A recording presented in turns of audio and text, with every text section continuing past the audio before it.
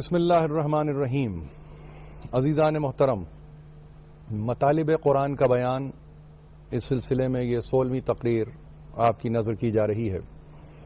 ہم گزشتہ چند تقاریر سے ایک بہت اہم مسئلے کو نہ صرف یہ ہے کہ برت رہے ہیں، بلکہ ہم چاہتے ہیں کہ کسی نتیجے پر بھی پہنچیں، اور اس مسئلے کو اگر نام دیا جائے تو وہ ہدایت اور رشد سے متعلق ہے.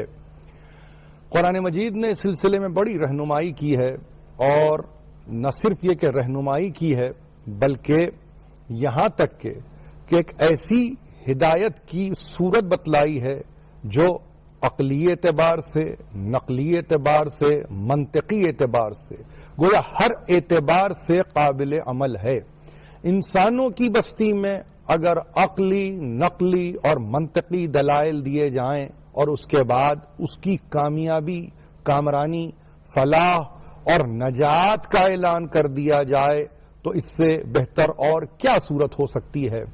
قرآن مجید نے جب یہ کہا کہ تمہاری ہدایت کا سامان اللہ کرتا ہے، ظاہر ہے کہ اللہ خود ہدایت اس صورت میں نہیں کرتا کہ مجسم ہو جائے اور ہدایت کرے، بلکہ وہ ہادیان برحق کو بھیجتا ہے. اس کی ایک عام مثال انبیاء کا مسلسل آنا، اس کی ایک عام تمثیل ارسال رسول ہے. ظاہر ہے اسی کی جانب سے آ رہے ہیں، اسی کی بارگاہ سے ہدایت پائے ہوئے ہیں، اور اسی کی بارگاہ سے ہدایت پانے کے بعد انسانوں کی ہدایت کے ذمہ دار قرار پا رہے ہیں. تو انبیاء کے تسلسل نے بتایا کہ ہدایت من جانب اللہ ہے. جب انبیاء کے آنے کے بعد ہدایت کو اس انداز سے بتایا کہ یہ اللہ ہی کی جانب سے ہے، گویا اب نبی کی ہدایت ایسے ہی ہے جیسے اللہ خود ہدایت کر رہا ہو. اس میں کسی غلط فہمی کی ضرورت نہیں کہ جہاں اللہ اپنی طرف ایک نسبت دے دے تو وہ مجسم ہوتا ہے، تجسیم پاتا ہے، جسم رکھتا ہے اور اس کے بعد آ کے ہدایت کرتا ہے. ایسا قطعا نہیں ہے. عقائد تبدیل ہو جائیں گے، عقیدہ بدل کے رہ جائے گا، لہذا تسلیم کرنا پڑے گا کہ اگر وہ یہ کہہ رہا ہے کہ حق کی طرف میں ہدایت کرتا ہوں تو اس کا مطلب یہ ہے کہ جن کو وہ ہادیان برحق بنا کر بھیج رہا ہے، گویا انہی کے ذریعے اسی کی ہدایت ہے جو انسانوں تک پہنچ رہی ہے.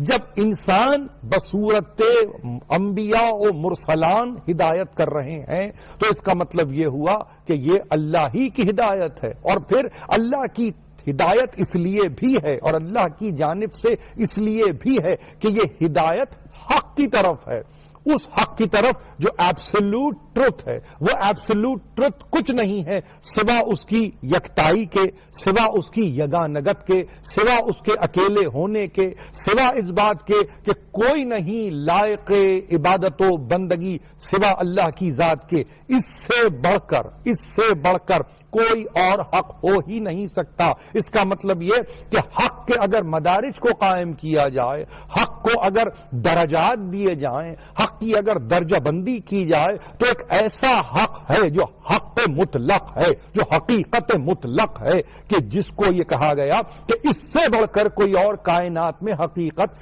ہے ہی نہیں، نہ ہو سکتی ہے. سورہ اخلاص کے پڑھنے والے یقیناً اس حق سے بخوبی واقف ہیں، اور جب اس حق سے واقف ہیں تو جانتے ہیں کہ کوئی اور لائق بندگی اور عبادت نہیں ہے سوا اس کے.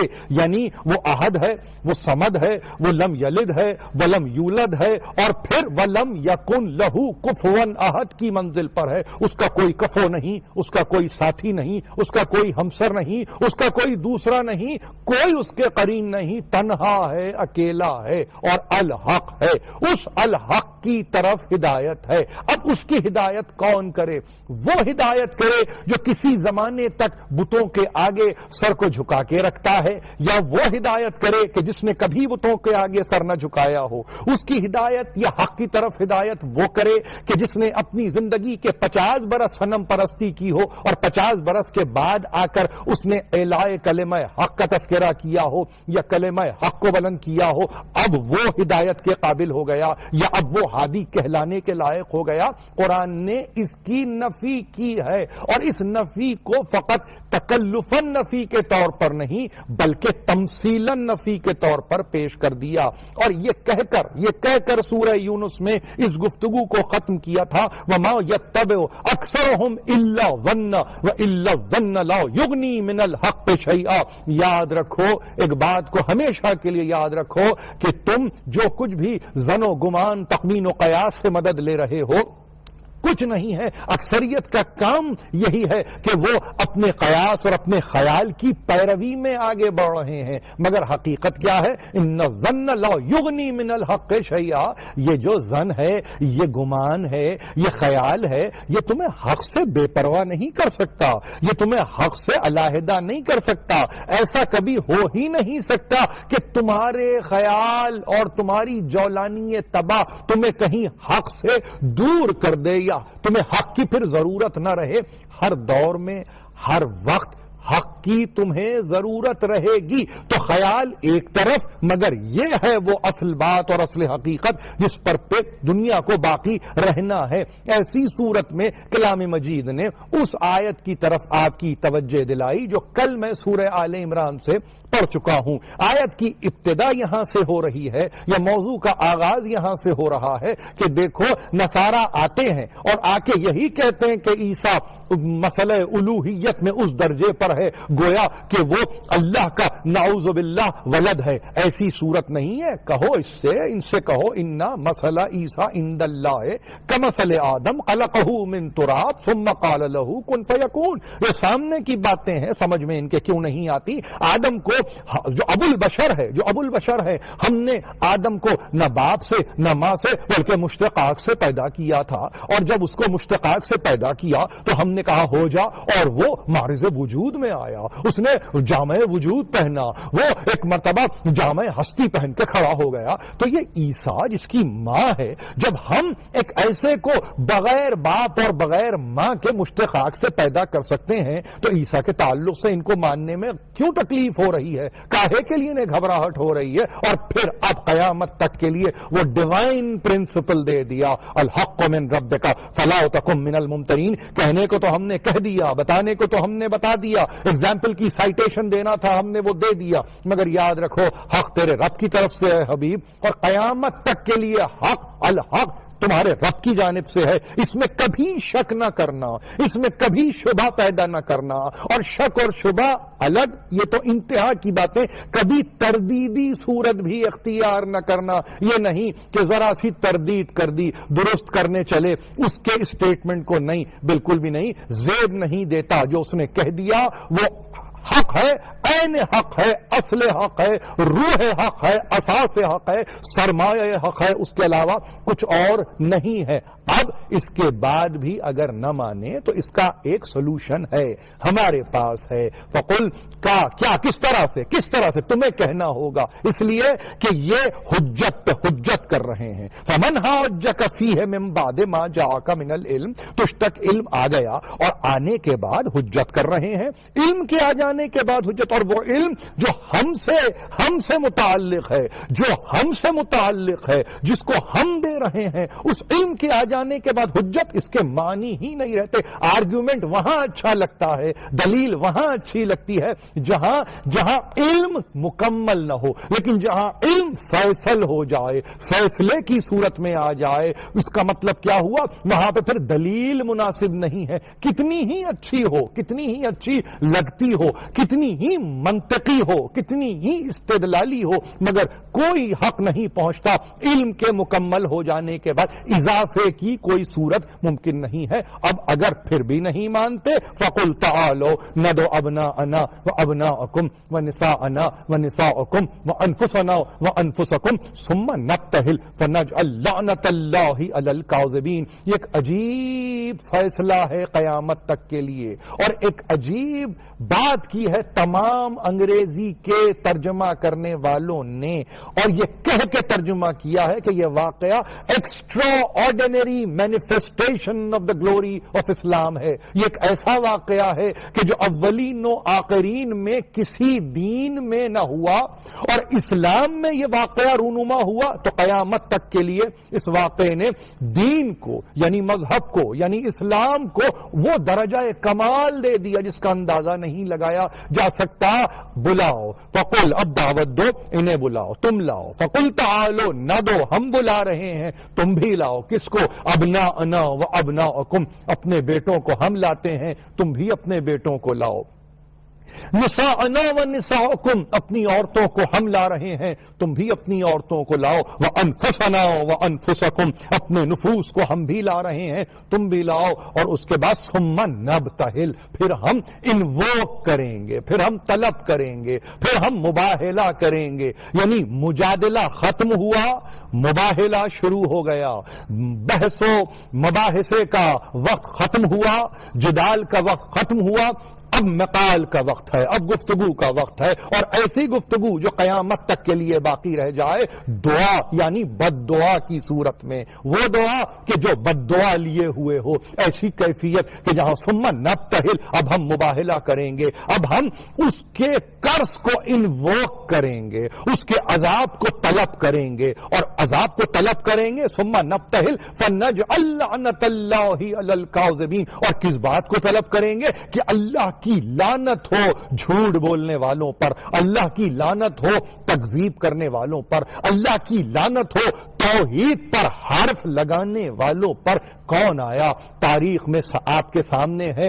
جار اللہ زمخشری صاحب تفسیر کشاف ہو، یا صاحب تفسیر فوز کبیر فخر الدین رازی ہو، یا آپ کے پاس اتقان کے بڑے مؤلف جلال الدین سیوطی ہو جو تفسیر در منصور بھی دے رہے ہیں. اس کے علاوہ آپ کے سامنے سنن بھی ہیں، صحاح بھی ہیں، مسلم بھی گواہ ہیں، ترمذی بھی گواہ ہیں. یعنی بڑے بڑے لکھنے والے، بڑے بڑے تالیف کرنے والے، بڑے بڑے شرح لکھنے والے، بڑے بڑے تفسیر کرنے والے کلام مجید کے، تاریخ کا لکھنے والے حیران ہیں کہ قافلے کو ترتیب دیا. یہ توحید والوں کا قافلہ تھا، یہ وہ قافلہ تھا جو اللہ کی وحدانیت کا سراسر وجود سے اقرار کر رہا تھا اور مقابلے میں جا رہا تھا ان کے کہ جو توحید کی تکذیب کر رہے تھے. کس کو لیا کہنے کی ضرورت نہیں ہے، پھر عرض کر رہا ہوں یہ اسلام کے لیے فخر کی منزل تھی، یہ اسلام کے لیے فخر کی بات تھی، یہ اسلام کے لیے وہ گلوری تھی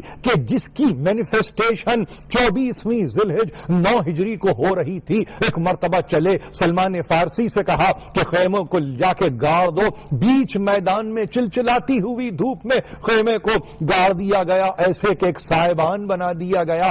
اب جب نکلنے والا نکلا تو دنیا نے دیکھا، اس دنیا میں کوئی اور نہیں ہے، اجلہ صحابہ کھڑے ہوئے ہیں، سب دیکھ رہے ہیں کہ سرکار رسالت مآب کہ جو کلام نہیں کرتے جب تک کہ وحی کی جانب سے حکم نہ آ جائے، وما ينطق عن الهوى ان هو الا وحی یوحی کی منزل پر فائز نے ایک مرتبہ اپنے آپ کو اس طرح سے پیش کیا کہ گود میں حسین ابن علی کو لے کر چلے، ہاتھ کو تھامتے ہوئے انگشت شہادت حسن ابن علی نے پکڑی، اور اس کے بعد دیکھا تو پیچھے دیکھا سب چادر لیے ہوئی بیٹی فاطمہ زہرا، اور سب سے پیچھے علی ابن ابی طالب چلے. یہ قافلہ تھا، یہ قافلہ پسندیدہ لوگوں پر مشتمل نہیں تھا، یہ قافلہ من پسند لوگوں پر مشتمل نہیں تھا، یہ قافلہ کسی سلیکشن اور الیکشن کے نتیجے میں نہیں تھا، بلکہ یہ خدائی قافلہ تھا. یہ وہ قافلہ تھا جس کے لیے ظاہر ہے کہ حکم پا چکے تھے، اور حکم پانے کے بعد اس قافلے کو لے کے نکل رہے تھے.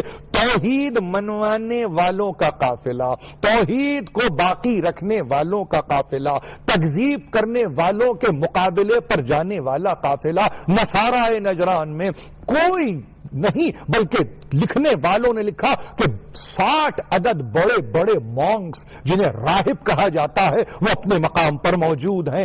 ایسے میں اب جب دیکھا کہ یہ قافلہ آ رہا ہے اور یہ قافلہ آگے بڑھ رہا ہے, قافلہ پہنچا ہی تھا, تاریخ آپ کے سامنے موجود ہے, اٹھا کے دیکھیے, میں نے نام لے لیے ہیں, جہاں سے بھی پڑھنا چاہیں آپ پڑھیں, فی زمانہ کوئی تفسیر پڑھیں, کوئی ترجمہ پڑھیں, حواشی کو پڑھیں, کسی انداز سے بھی پڑھنا چاہیں آپ دیکھیں گے کوئی اور نام نہیں ہے سوا ان ناموں کے. بے اختیار عیسائی راہب نے مونک نے ایک مرتبہ دیکھ کر اپنے ساتھیوں سے کہا, یہ رسول خدا, یہ اللہ کا رسول کن کن لوگوں کو ساتھ لے آیا؟ کسی نے کہا یہ ابناءنا کی منزل پر 2 نواسے ہیں, نساءنا کی منزل پر 1 بیٹی ہے, انفسنا کی منزل پر علی ابن ابی طالب کو لے کر آ رہے ہیں. عقیدے کی گفتگو نہیں تھی, عقیدے کی گفتگو نہیں تھی, بات حقیقت پر مبنی تھی, اور ایسی حقیقت جو اٹل حقیقت ہے, اصل ہے اور الحق سے منسلک ہے, وابستہ ہے. بے اختیار صورتوں کو دیکھ کر ایک مرتبہ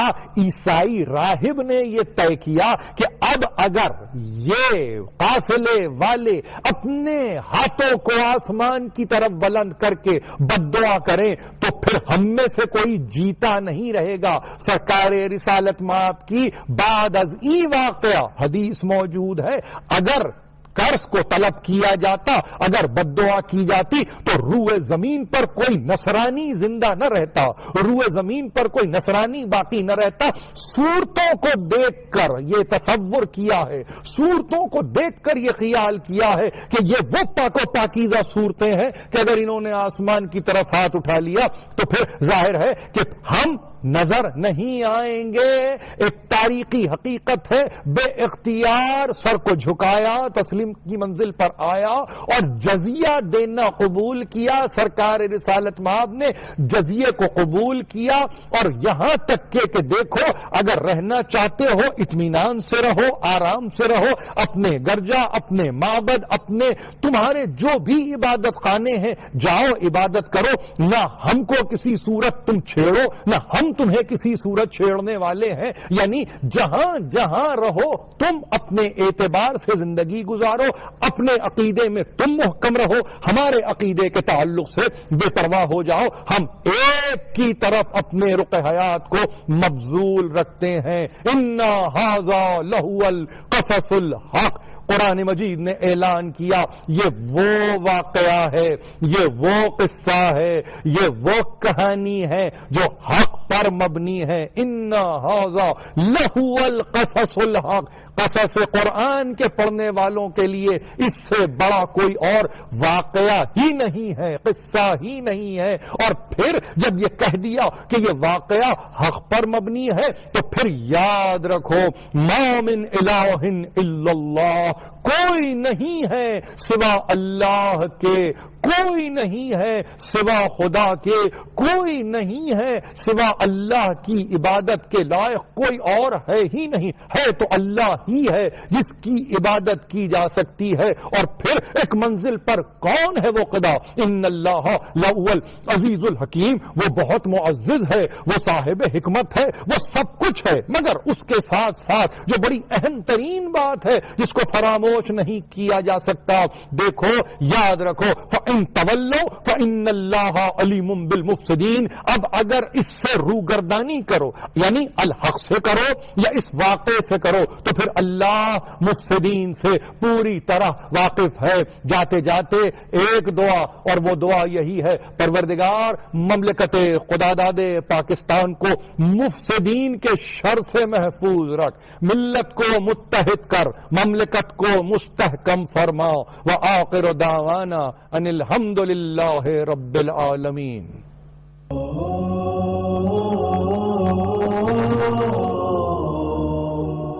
Oh